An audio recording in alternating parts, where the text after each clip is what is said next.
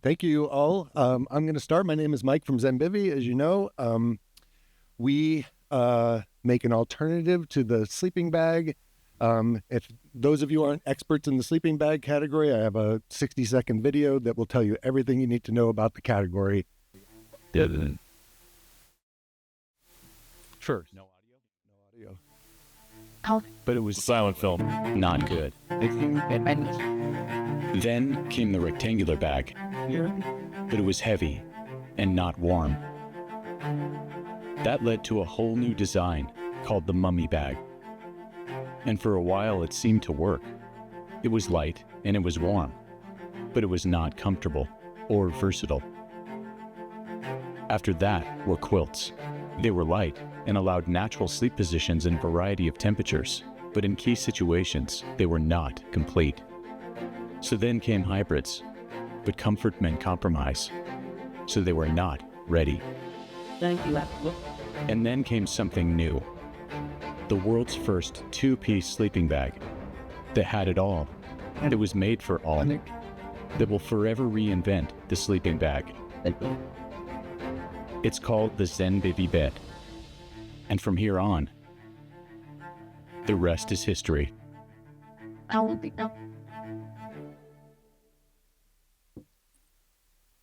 Very nice. Thank you.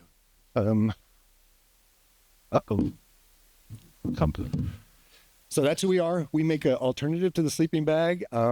We started in 2017 on Kickstarter, and our first full year in business is 2018. Ever since 2018, we've had an average growth rate of 78% per year, which kind of surprised me a little bit when I went back and figured this out. And actually this year we're exceeding our plan again, and we'll probably end up with an average growth rate driving up over 80%.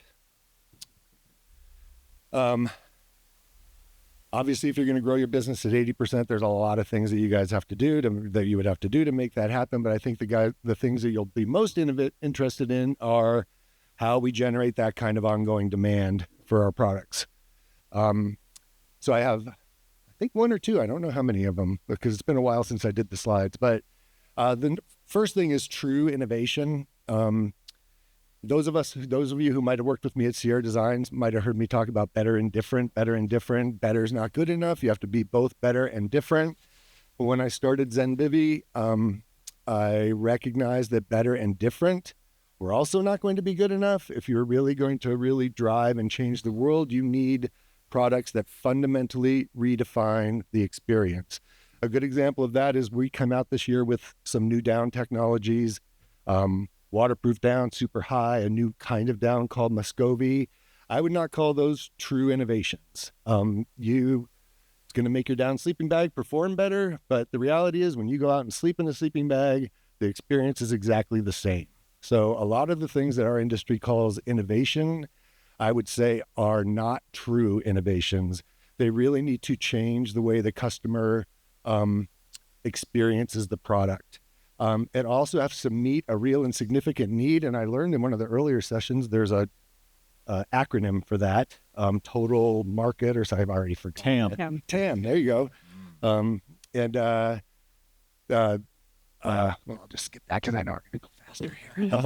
So it's, when you sleep in a Zenbivy bed, it's different. It fundamentally changes the experience. And I think that's probably the key thing that has driven Zenbivy is that the experience for the customer is different. It's not incremental in terms of how it approaches things. Well, from the video, you can see we feel like we have obsoleted the sleeping bag that's been around forever. And when we're done, there will be no more sleeping bags. They will all be beds. And that's our vision for the brand, and that's what we're pursuing. The number two thing that we did, I have, as Kenji said, a long experience in the outdoor industry, working in wholesale, both in marketing and in sales. In fact, that's probably my biggest expertise. But when I started Zenbivy, there were not going to be any middleman. There's no retailers.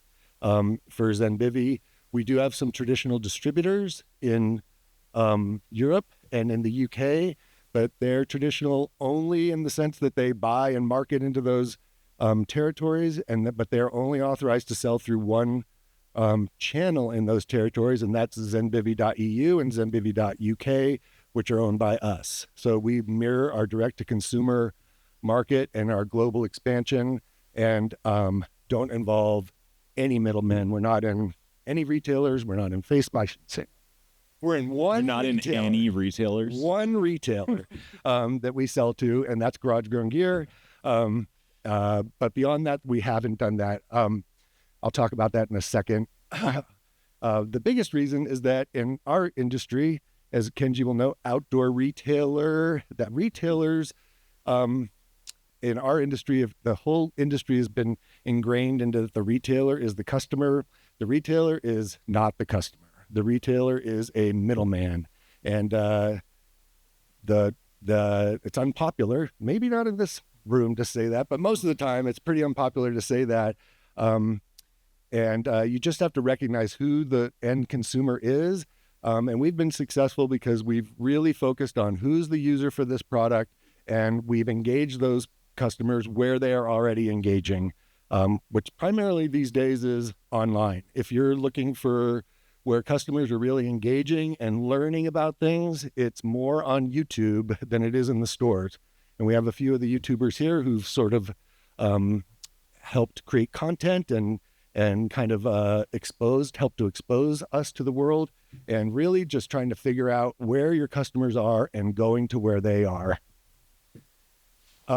Number 3 is we started out, generally, if you have a new technology, the way the industry kind of works is you start up at that top of the pyramid and it kind of trickles down. But if you look at true innovation, one that fundamentally redefines the experience, experts are rarely the adopters of true innovation.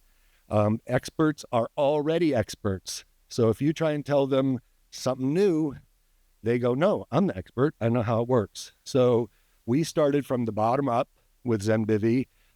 We didn't start to market to the ultralight community until really last year. So I have some examples here. If you remember Shaped skis back in the early 90s, the downhill skiers and racers were the last to adapt that technology. It was marketed originally to the beginner, to make us slower people actually be able to turn the skis.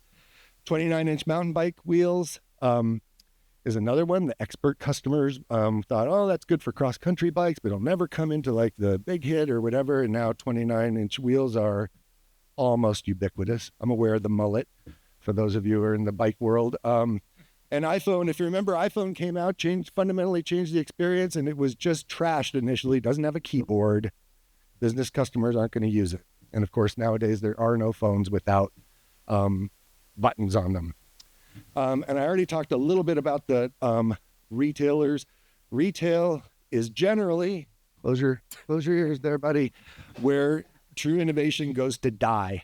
I can't tell you how many great ideas over the years were just killed by the fact that we had to take it to REI or listen to some buyer who I didn't agree with, who was wrong about everything. And the retailers had a lot of power in there. And retailers are invested in incremental innovation. If you redefine it, it makes things really difficult for retailers. If you tried to take a ZenBivy bed to a traditional like REI retailer, they can't even hang the thing on the wall, much less sell it. So if you're really wanting to I think to change the world, I think the keys are you need to find who the customer is, ignore everybody else, and just try and find out where they're engaging and tell them your story directly. Thank you. Hi, everybody. I feel like going on the end of that retailer comment. Jump in here next, and I'll go at the end. No, hi, everybody. I'm Lloyd. I'm the CEO and co-founder of Garage Grown Gear. And despite our name, we've never actually been based out of a garage. We were on a kitchen table, then in a spare bedroom, and then in my basement for a couple of years, and then in someone else's basement for a year.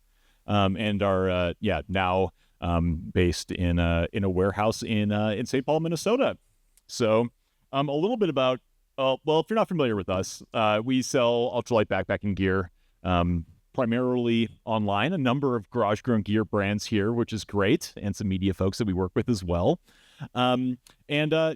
Online e-commerce, you can roam through our warehouse, but it's pretty rustic. There's no price tags, no barcodes.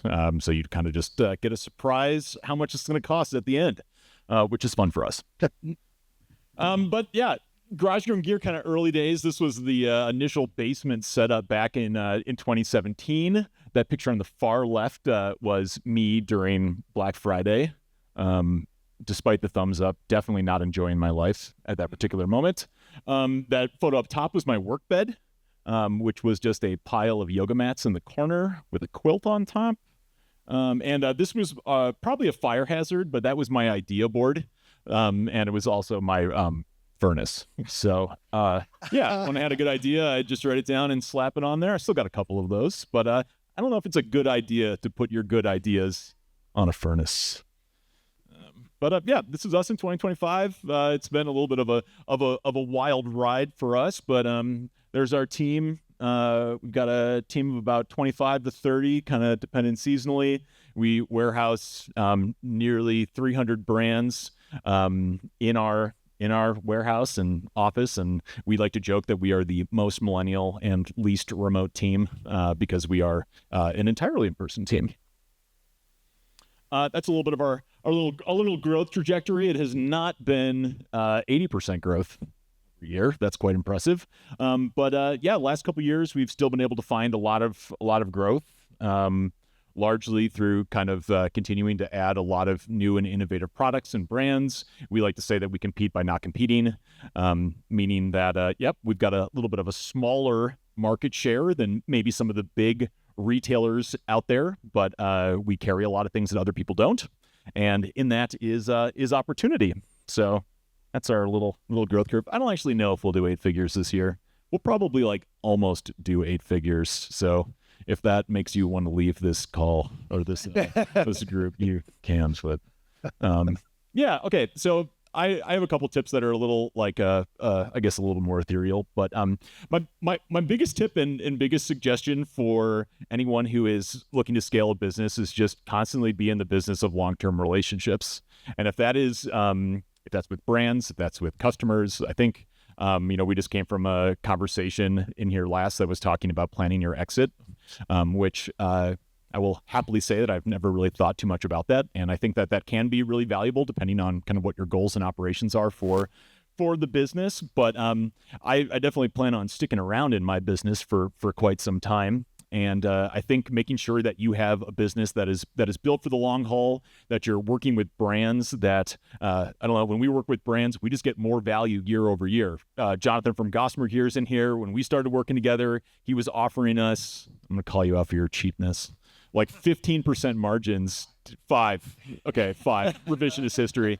And we took it because we wanted a foot in the door. And 5 years later, they're our biggest our biggest brand partner in terms of revenue. So I think that is about being able to create investments in people and in brands. We've worked with Steven from My Life Outdoors for 5 years now. I think, those, whenever you're able to go deep instead of just broad, we use the comparison of building skyscrapers, not strip malls. Skyscrapers, you have to have deep roots to be able to build up. It's condensed, it's purposeful. Strip malls are sporadic. They come up, they come down, things move out. It lacks a certain intentionality.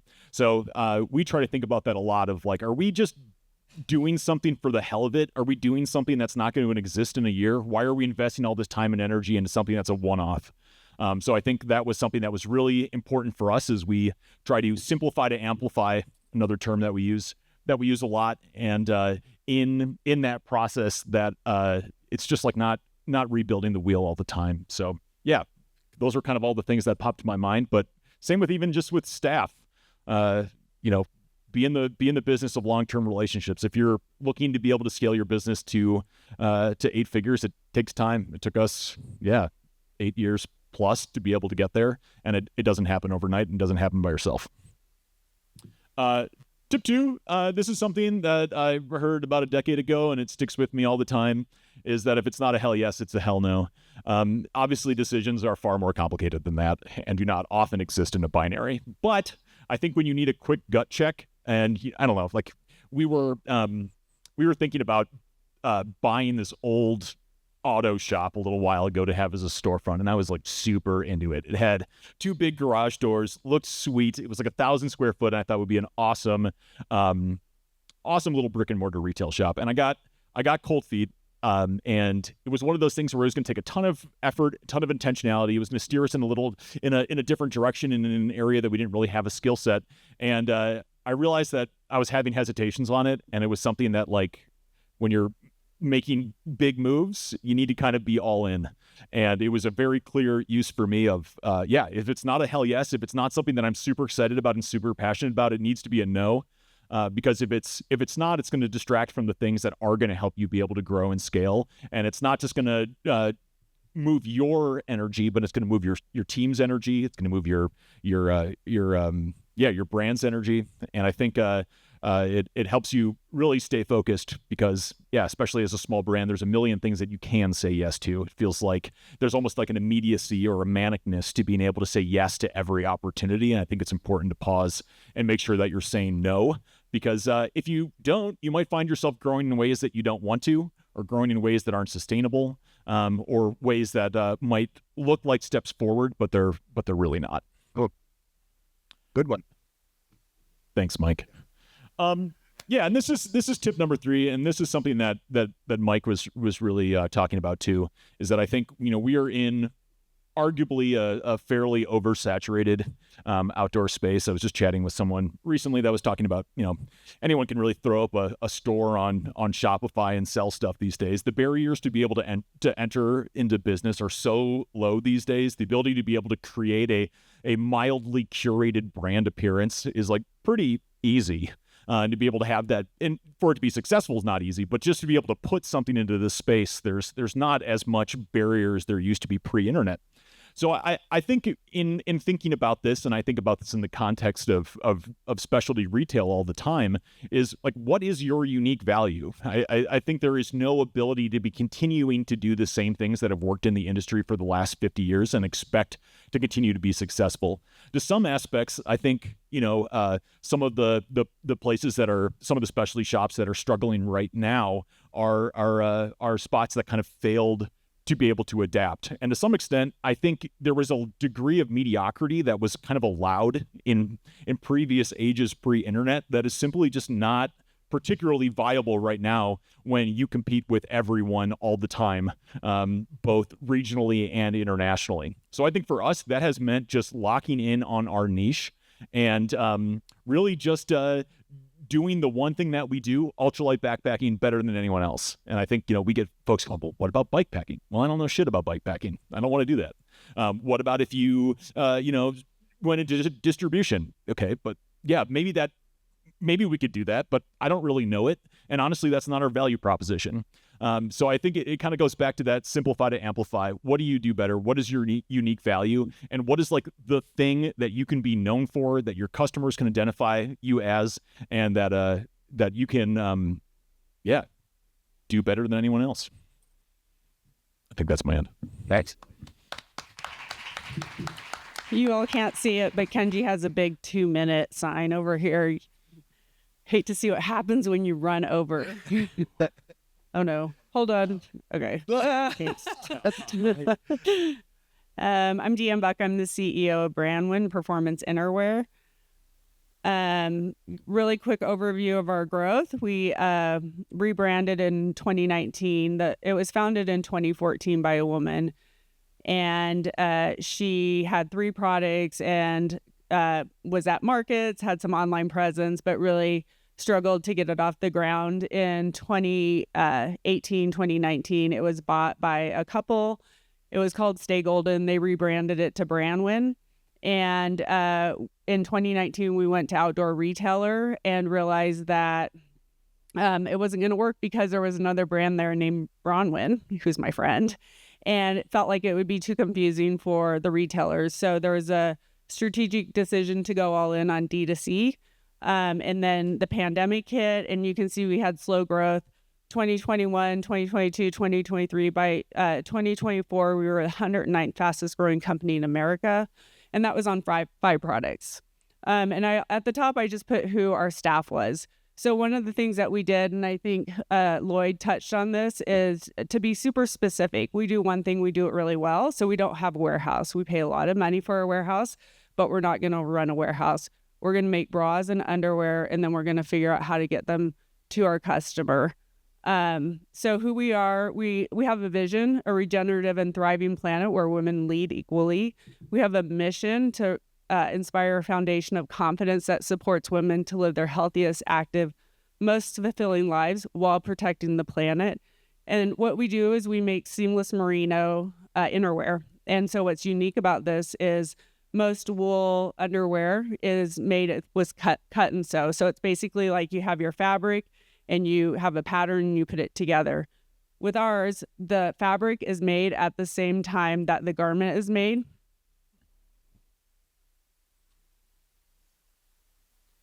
So our bra comes out of the machine like this, and there's a pattern on there, and I love the show and tell. And so this is after it gets dyed. So it's a really hard product to make because this is the same size. So when we go to dye it, it shrinks up to 30%. So it's a really hard product to make. And so for us, having a direct relationship with our community is critical because we have to be able to explain this to them. So our top strategies for how we grew: be boring, be really boring, buy products. This has been our landing page for 3 years. You come to our landing page, you'll see the same image every time. And we talked to somebody about spicing it up, doing a big outdoor shoot. And he was the former CMO of Outdoor Voices. And he said, all you're going to do is you're going to get your customers addicted to seeing new images every time they go on there. Our customers want to know what product they're buying. They want to know how it looks and they want to know how it feels. So that's what we're communicating to them. Community first for us. We are a direct-to-consumer brand. The photos are our Instagram. We actually don't work with influencers. Our community reaches out to us and they want to, they tag us. And so we reshare their content. We do this partly because our mission is about supporting all women and always, always. And so what we don't want to do is have people who are representing our brand who don't love our brand. And so we made a really strategic decision that we were going to work only with people who really love our brand. The place where we do actually pay people is when we have ads, and that's because they're standing in front of a camera showing their underwear and talking about it, and we feel like we should probably pay them for that. We have over 8,000 five-star reviews, and one of the things our ad agency says is I've never seen a brand whose customers will come on and communicate on our ads. And a lot of times if we run an ad for our Busty bra and someone's like, she's not busty, then one of our community members will jump in and say, yeah, she might not be, but you can wear it like this. And so they defend each other because they love our product so much. And the last thing is North Star. Our North Star is sustainability and supporting all women and always, always. Sustainability is so important that we've launched a product. We actually have the margins to take it to wholesale, and we can't figure out how to affix a hang tag to it in a sustainable way. So we have been debating that for probably 5 months and looking at alternatives for it, and we still haven't come up with one. So if anyone has one, let me know. And then it's supporting all women and always, always. And we just feel like that's core to who we are. And so when we think about the products that we're developing, we develop them because there's a need for them. And we are a replenishment business, so that's sustainability. We source the highest quality wool in the world. It's called ZQ. We think about sustainability in every single step of our manufacturing process. And I just want to give a special shout out because we are D2C. Many people in this room have written stories about us and have helped get the word out about Brandwin. And we wouldn't be here today without you. It provides validity, especially for somebody buying a bra online. Like, that's a hard thing to do. It's a hard thing to imagine. And so having the trust of people like you writing about it, talking about its uses has been critical to our success. And I didn't get the 2-minute. No, you did great. Thank you. That was really great. And I'm going to go ahead and kick off with a few moderated questions, but I think we will have time for open Q&A as well. So just to kick that off, this is for the whole panel. What was the single most important decision or turning point in your company's early years that set you on this path toward 8 figures? I'll start with ours. So we had a decision pretty early on. Are we an underwear brand or are we an outdoor brand? And we decided that women who were in the outdoors already had a relationship with merino wool. And so it wouldn't be a big leap for them to think about wearing it as bra and underwear. So we made a really strong commitment early on to be an outdoor brand. And that has helped really accelerate our growth. I think for me, a big decision was just being able to step back kind of from the day-to-day operations of Garage Grain. And I think that came a lot with bringing on folks that had talents in areas that I did not, and allowing new and different energy that was not just my own to be able to help lead areas that Garage Grown needed to be able to grow up in. Thinking particularly to start areas like accounting, kind of eventually into buying and operations, customer service, and then still kind of clinging to some of the marketing spaces. But I think to be able to grow to the size of an 8-figure company probably requires a team of people. And I think being able to be at a spot as a company founder where you're able to have the headspace to be able to manage a team effectively is really important. So I think that, yeah, for me, that transition of kind of pulling myself away, allowing myself to like actually be in a management position of my brand instead of kind of just in the weeds every day. I don't think if I was still intimately working within the business, we would have been able to get to the spot that we are. Yeah, for me, I would say it was just focusing on staying true to that we wanted to sell these things one at a time early on when we were really small. Even though you're doubling every year, you're still tiny and not making a ton of money. And just kind of weathering through that period and just saying, no matter what, we're just going to sell them one at a time. We're going to earn them one customer at a time. We're going to create those direct relationships. It's hard at the beginning when REI's calling and Amazon's calling and, hey, let's do a deal or whatever, just to kind of stay focused on it. Was probably pretty difficult because when somebody comes and says they want to buy something, saying no is oftentimes one of the most difficult things when you're just trained your whole life to just say, yes, let's do this. So that was probably the toughest part for me personally. Yeah, great call. So decide who you are, get out of the weeds, and stay true to the vision, even when you're going to have to get through some obstacles like saying no to REI. Yes. All right, one more from that, and then I'll turn it over to the group. Let's see. Did you rely more on outside capital or organic revenue growth, and how did that choice shape your trajectory toward the success you've had? Okay. Well, ZenBivvy's always been self-financed, so we got our first $120,000 off a Kickstarter, and then we used that to buy inventory, and we've been self-financed the whole time. We've never invested in growth other than being really small and not being able to pay myself personally at the early years. We've always been profitable. And we did, one of my partners is a banker. That's always helpful. And we have a line of credit there, but we don't use the line of credit anymore. We're completely self-funded. We use retained earnings to finance our growth. One of the things that we've had to do is keep our prices high in order to manage the growth, because we have to keep earning in order to continue to buy inventory to sustain that. You know, there's no middlemen I was complaining about earlier who could help with the cash flow. So that's how we've done it. Being small, It's kind of the pain in the butt, but it's also very helpful because you can kind of get through those kind of phases. Yeah, same.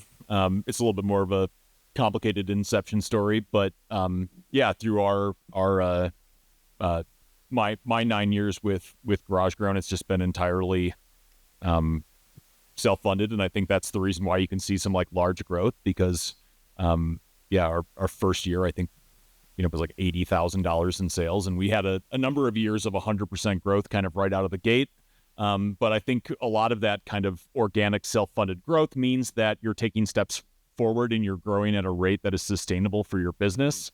And I think that was really important for us of like, we've never, and I imagine we will eventually, but we've never had a year that has not been growth. And I think that's partially because we are growing at a rate that is organic and natural to the business that we have.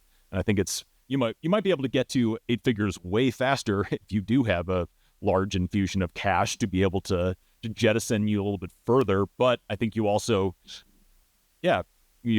might not have the market proof or quite the assurance that you're going to continue to be viable in the long term, where I know with Garage Grown, and I imagine knowing ZenBivy pretty well, like I don't have a lot of concerns that there's going to be a huge amount of atrophy to Garage Grown gear in a immediate type of way, because we've just built an audience over a really long period of time and web traffic and all of those things, and they have happened in organic ways that are not flash of the pan. So I think to some extent I would not have done that any differently, but it definitely wasn't always the easiest. When you earn it one customer at a time, that's how you have to lose it too. There is no RAI who's like, well, we're going to go a different direction this year, and so your $1 million program is out and we're bringing in somebody else this year. You have to kill your own business. So once you get through that earlier phase, I think what I'm hearing here is all these brands have really nurtured a direct relationship with the consumer, and so there's nobody in the way to muck it up for you other than yourself, which we got to watch out for those guys. But there's a comfort in that, and it gives you kind of the confidence to continue to take the bigger risks as you get bigger. And for us, we haven't taken outside capital. I will say we had $8,000 POs, and now we have $800,000 POs, $1 million POs. And so we can't break ours up because you see how hard it is to make it. And so in order for it to be consistent, we have to make a lot of product at once. And so we're on Shopify, and it's amazing the amount of emails I get from people who want to throw millions of dollars at us. So we have taken short-term financing through Wayflyer and Shopify Capital to help pay the POs. It's expensive, but it gets in our system. We're good on cash flow. We can pay it off, and it helps us to just continue our growth. Yeah, shout out to Shopify Capital.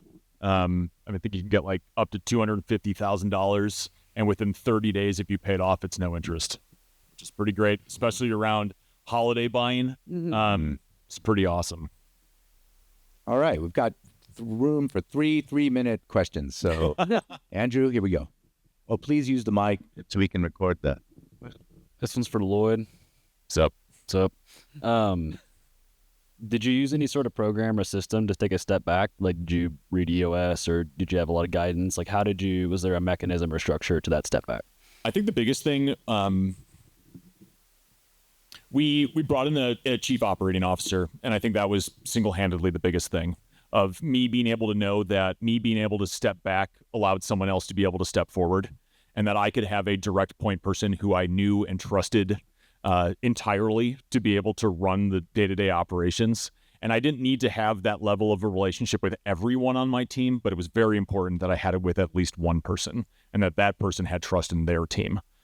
So I think that for me was incredibly important, because that allowed me to not have to go to be able to see if Garage Grown was doing fine. I didn't have to put my hands in every single cookie jar. I just got to go to Ned and check in with Ned about how things were going, and he could be the conduit for the anxieties that I would have, or the questions that I would have. And that's not always the case for every owner, but I think for me, having that person was huge. All right, thanks. One more up front. All right. All right. I'm wondering if you guys were to start over and do it over, knowing what you know now, what are the major different choices you would make, if anything comes to mind? Honestly, I would do it pretty much the same way. I'm pretty happy that after 8 years, I don't have any real regrets about it. And I think the things that we've done is to say no. And none of the no's that I said no to do I regret. So, again, I think it's just, going slow, staying focused. I can't think of a thing really that I can think of a zillion little things, but no major things that we would do differently. I probably wouldn't do it. To be honest, yeah, I think if I knew how hard it was going to be, I'd probably do something different. Yeah. That's hilarious. Yeah, I don't think we would do anything different. All right, a question. Where do y'all hire from? You mentioned like employees were pivotal.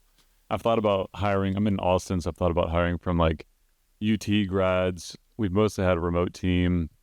Where do you hire from? And I'm curious, I guess also, Lloyd, it sounds like most of your team is local. So do you feel like your talent pool is limited by that, or how have y'all thought about hiring? We hire largely. Well, we post all positions on LinkedIn, and that's always a good way to be able to get leads. But a lot of it is through friends of friends initially. And I think definitely hiring for us, I care way more about being values aligned with someone. Like we just hire, like, I don't know, it sounds simple, but like people who are smart, compassionate. I don't necessarily care, especially at early on, like how deep their skill set is, but hiring people who are curious, engaged, willing to be able to learn. I think I've definitely seen at other companies, folks that are kind of hiring for specific skill sets too early on instead of bringing in other generalists. And I think that was, honestly, I think the biggest thing for us was just hiring on values and character. We defined our company values very early on and use that in our hiring process, use that in our valuation process, and use that for the criteria to let people go. And if someone is not values aligned, it doesn't make it an emotional decision. It makes it you are not living up to these particular qualities that you were hired on, evaluated on, and now being let go on. So I think that that's important for all founders to be able to do, is define what are those characteristics that matter to you and your brand, and then finding people who are values aligned with that, even more so than finding someone who's an expert in Shopify or, I don't know. I did buying for GarageRun for a long time. Our entire buying team is made up of people who have never, they've online shopped, but, largely there's a lot of supports and systems that people can get to that. So I think we have a team of, we like to refer to ourselves as a little weird island of misfit toys, because like no one really has a background in the things that they've done. And that can be, I think maybe a detriment at a larger stage company, but I think you can get by surprisingly far by just having quality, values aligned, curious people. I would say one thing we did is we have a lot of agencies we work with, and so for us to be successful on Meta and direct to consumer, the level of knowledge and experience that it would take to bring someone in-house would be so much for where we were. So we've hired that out. We hire out our PR. We've hired out the things that we feel like we can bring in expertise that's going to help elevate our company faster. And then once we get to the point where we feel like we can't outsource that anymore, then we bring it in-house. But I agree too on values, that it's so critical, especially for a small team. One person can just take the entire company down. Mm-hmm. Yeah, honestly, for us, I think we've been lucky. Most of the key people that we have at ZenBivvy were, in fact, I think all of them were living in their car when we hired them, not because they were traveling around, living the lifestyle. And I I just got lucky at the beginning. Mason, who's around here, he's not in the room, so I can. Oh, he is in the room. Oh, well, it wasn't Mason. I'll tell you that. It had nothing to do with Mason. He came out at the very beginning, and when we were just launching Kickstarter and saw the Zenbivy bed, and he was like, "I love that thing. I want to be a part of it," and just smart and talented, and has just grown with the organization. And Kylie, who's kind of our other main person, was just a friend of Mason's, and Mason was like, "We need some help around here, and we're hiring Kylie." And so she was another one who was living in her van, traveling around, living the lifestyle, and just extremely smart.